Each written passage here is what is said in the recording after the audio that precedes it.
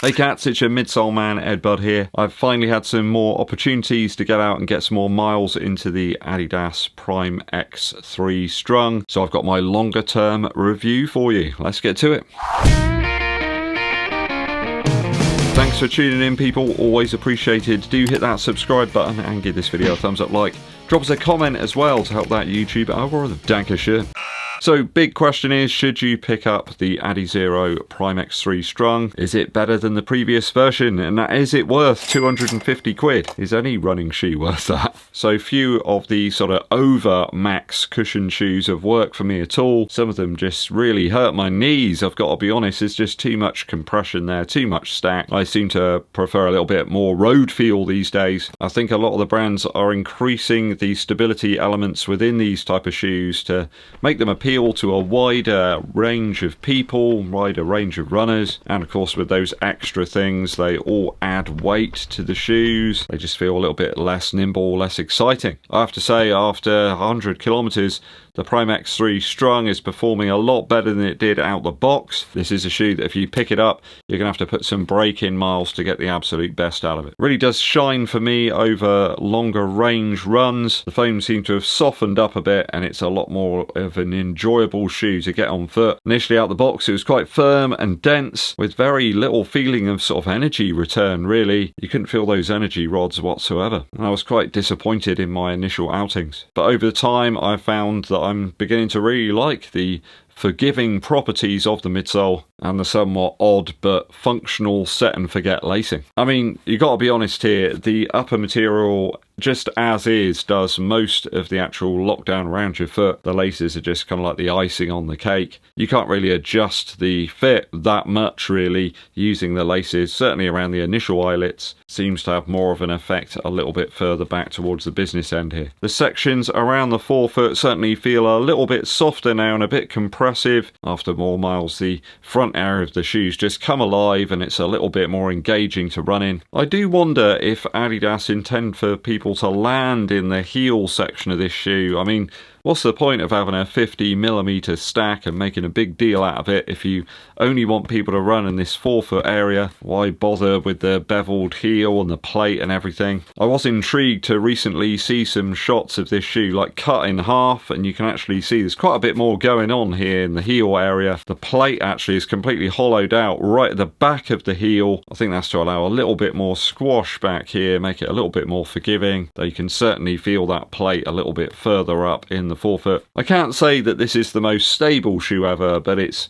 a hell of a lot more stable than the V1, certainly a little bit more in line with the version 2 of this shoe. Many people found that version 1 of the Primex Strung to be very unstable in the heel, to the point where they only really wanted to run in straight lines. I think this is more of a conservative approach, I suppose, to the crazy tech that Adidas have built in. Again, I don't think anybody's going to run any races in this one. It's just too heavy for that. It's certainly a training tool for me, and it's become a more kind of versatile and usable one as I've got more miles into it. There's some considerable surface area here, and I do quite like that actually. I found no issues using it on longer runs when my form starts to drift a little bit towards the end. The Primex 3 Strung comes into its own when you need a shoe to get you out there after a grueling race or hard training session when the legs are tired, but also for those longer runs where you've got a mixture of different paces in there. Perhaps you're going to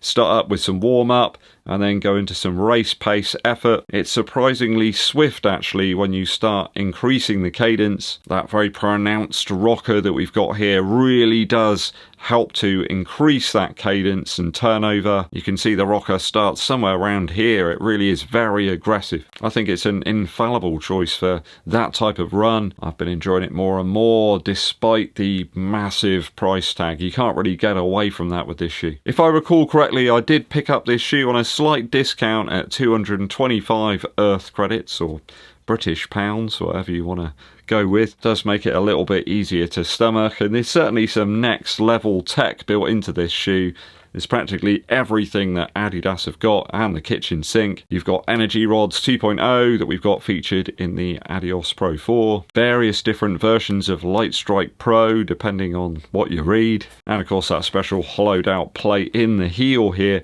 which does sound a little bit like the one we've seen in the Evo Primex that Adidas have shown us recently for that 100-kilometer record. And of course, let's not forget the upper, which looks kind of like something that Tony Stark might have produced for Spider-Man. The upper's particularly good this time. It's very containing and bizarrely breathable as well. It doesn't look like that when you first get the shoe on foot or even feel it in hand, but there's loads of ventilation holes all over the shoe. Work really well in the summer, and it's warm enough now to use it in the slightly colder temperatures. It's a bit more true to size than the version 1 of the shoe, and certainly doesn't feel as bulky or strange on foot as the version 2 did. The lacing works well for me, despite the fact they're using those lace loops. I can't recall ever having to stop and retighten the shoe to get the lace pressure just right around my foot. The outsole is another triumph here. I did read some strange stuff about people saying that the only continental area of the shoe was here.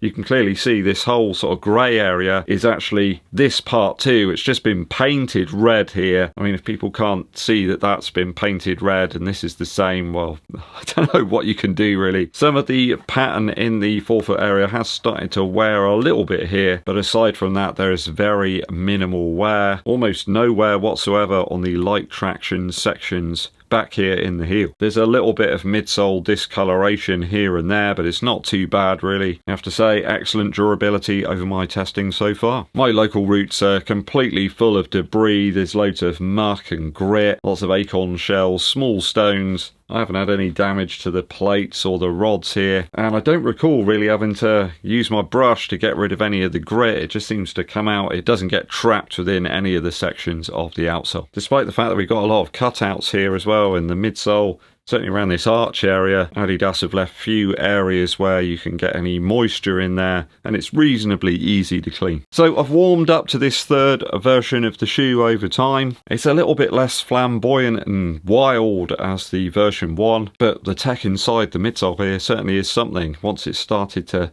break in somewhat. At times when brands throw all their tech into a shoe, it can be a little bit clunky and bulky, but I do feel if you like Adidas shoes, then you're probably now quite experienced in that they need some break-in time to get the best out of them. So don't judge this one by the performance straight out of the box. It simply isn't going to be like that as you put more and more miles into it. Certainly a bit of a workable option for me. Initially I was really quite disappointed, but it's starting to win me over somewhat. Though I still feel the shoe could lose a few grams. Maybe that's what we'll get in the version 4. Perhaps I will use some of the softer Evo material and the future versions. That will get us back a little bit closer to the more nimble nature of the V1. Have you dived into the Primex 3 midsole? Has it worked out well for you, or has it really been a bit of a disappointment? What do you make of these huge midsole stacks? Let me know your thoughts and opinions down in the comments.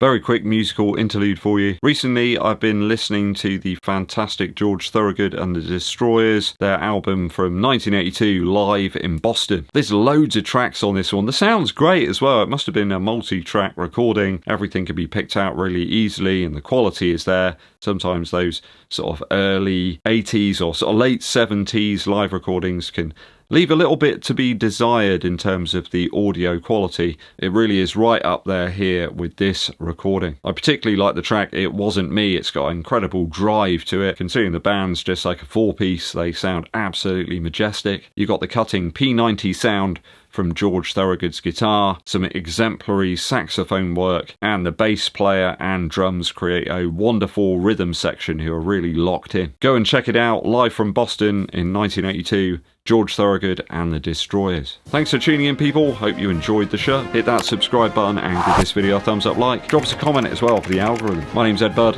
and I'll be seeing you